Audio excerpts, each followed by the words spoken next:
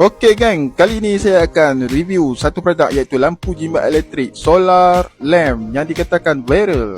Jom kita buka kotak ini. Apa yang ada di dalam kotak ini? Inilah yang dikatakan papan solar.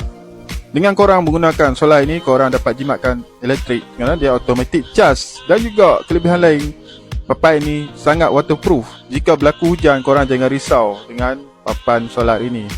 Ini adalah bahagian kabel charge. Okay, bahagian ini korang akan cucuk di bahagian lampu. Wow, ini adalah lampu LED 100 COB. Jika korang perasan dekat bahagian bulat itu adalah bahagian sensor pengesan. Sensor pengesan ni dia boleh mengesan jarak 5 atau 8 meter. Wow, jauh tu. Okay, kapasiti untuk bateri ni iaitu 1200 mAh. Dekat bahagian ni lah korang akan cucuk papan solar ke lampu ini.